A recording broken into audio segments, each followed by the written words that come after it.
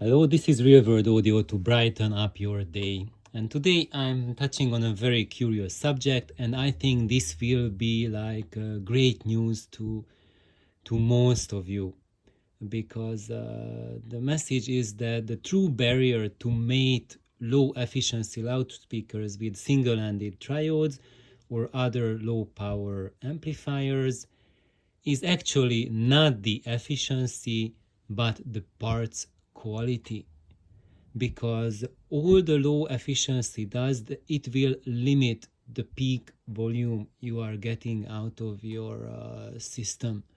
And if you have a single-ended triode, then it will give you an extra headroom compared to solid state amps and push-pull amps because of their much gentler clipping.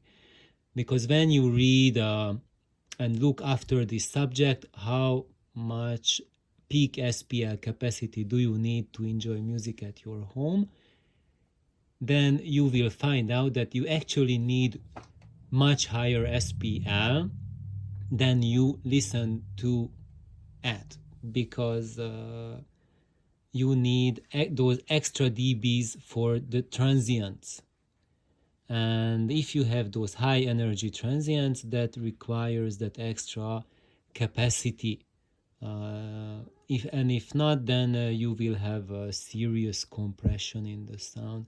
But how much extra capacity do you need? I have touched on this on my previous videos, and actually for solid state amps you need way more extra capacity. So for example, if you want to make a 2-watt power amplifier with a 90 dB speakers, then that will give you a 93 dB peak volume capacity, but that will act if you don't want to push it. So if you don't listen to music in the 90 dBs, you listen to music, let's say in the 80 dB tops, then you have 30 dB for the transients, which is still not enough, but the soft clipping of the triode will make it listenable and sound like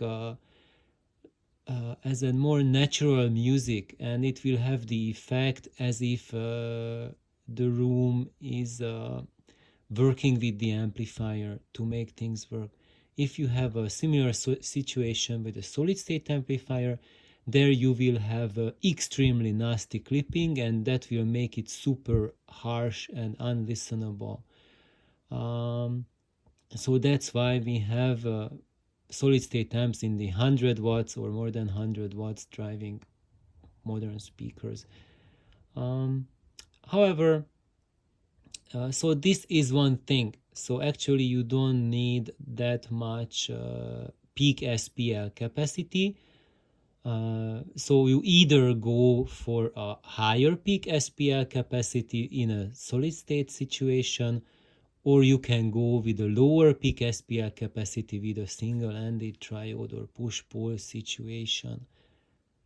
And of course, if your peak SPL capacity is 93 dB, it means that will be the max you will hearing, so you will not be able to enjoy super loud listening. But as I have noticed, most of us listen to moderate to low volumes and sometimes a little bit louder, but going above 90 dB, that's very rarely, if ever. And I really discourage listening to 90 dB plus levels, because it's really not good for your hearing, unless you have a system that does not have any distortion in the high and in the top frequency range. But that's almost never happening. It's very rare someone gets to that part of the journey.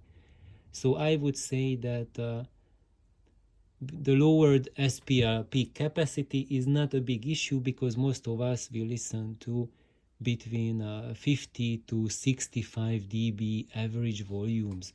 So I'm sorry, one more over here. So this video was sparked by Magnus's comment that he wrote for my video. So actually I made this video for Magnus, and he really appreciates it. Thank you, Magnus. And he is telling me a story about what he experienced with his AL34 single-ended amplifier that has 6 watts output per channel. And he made it with the Dwarfdale Linton Heritage loudspeakers, and he got a very disappointing, tame and lifeless presentation. Lousy loudness. Output tubes would distort very early as you increase volume to try to make listening experience more interesting. So this is what you get basically, I would say, in most cases when you try to make lower power or free power single-ended triodes with lower or lower efficiency loudspeakers. And most people attribute it to the amp not being able to drive the loudspeaker. However, this is not the case, because let's look and read more into it. So what happened is that bit by bit swapping crappy components of crossover, say from the 50-cent Sandcast resistors to Mundorf Emrezi Supreme at 12 euros each, lousy no-name Chinese capacitors to either good standard ones like the Janssen Z-Cap or the Odin 3 reference and MyFlex copper foil, and the Lintons transformed totally. Not only did sound quality, dynamics and openness increase in a truly fabulous way, the Lintons also became much easier to drive by the A10, and now both sound wonderfully and leave nothing to be desired when it comes to listening volume. And so I think you guys should read this last paragraph a couple more times, so that what Magnus has experienced is that changing the cheap quality capacitors and resistors in the crossover of the loudspeaker, the situation totally transformed, and now the same amplifier is capable of producing not just a more coherent, more nicer, more beautiful and enjoyable sound, but dynamics and listening volume increased dramatically. And I would say that this is true not just for this loudspeaker, but it's true for every other loudspeaker as well. And this is the same phenomenon that I have experienced with my Mirage 760. And the Mirage 760 is even lower efficiency than the Linton. It's only 87 dB efficient.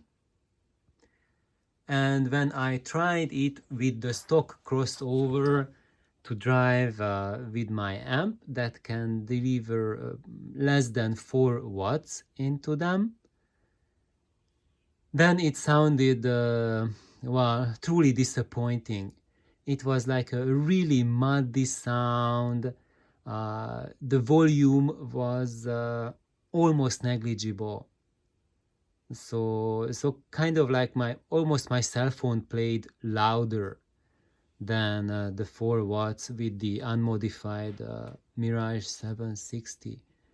And it was like super muddy, no high frequencies, just some flabby, muddy, uncontrolled and half non-existent bass. And when I rebuilt the crossover, this has so radically changed that basically I do not lack anything at the SPL department. So if I crank it up high, then it's like totally wonderful, fantastic, and I do not feel the need that I would need to play it any louder than it can play. and it has absolutely fabulous low frequency control and extension, absolutely fabulous high frequency extension and clarity, tremendous lifelikeness to vocals, fantastic imaging. It's like a day and night situation, and you can get this transformation not by starting to upgrade your amp to a 20 watt, 50 watt, 1000 watt, 5000 watt amplifier, but fixing what is wrong in the loudspeaker, that is the cheap parts. And I'm going to touch more on that in the next video. Why is this situation, and why do those cheap or not so cheap parts, why do they make such a huge difference when you have a lower efficiency loudspeaker? So thank you, Magnus, for your for sharing your experiences. I think this is really, really, truly valuable lesson for all of us, and I'm really glad Magnus shared it, because he is also telling you, it's not just me telling you that go ahead and change the crossover parts in your loudspeaker, and adding my other experiences with stereo to this equation. If you are in a situation that you have just started playing around with stereo, or maybe you have been playing around with it, I would say if you want improvement in your system, then do not think about going wild with changing components. I would say start right here. Look at the crossover of your loudspeaker and improve the parts, because they are the true bottleneck that spoil the relationship between amplifier and loudspeaker, and ultimately it's the weakest link in a typical system. I would say 99% of audiophile systems there do literally have a day and night transformation when you upgrade the capacitors. And it's the weakest link in loudspeakers that you buy. Usually the drivers are pretty decent, cabinets are usually well made, and where companies really have to shave down on the production cost is on the crossover parts. But you can do your homework and upgrade those crossover parts, and literally your loudspeakers will go through such a transformation as if you got a loudspeaker that costs 10 times the money that you paid for your loudspeakers. So, team, thank you for joining in. Please like and subscribe, and just like Magnus did and Tiago will do, work at your crossover, and you will reach benefits that you dream of and that you will be extremely satisfied. So thank you. Bye bye.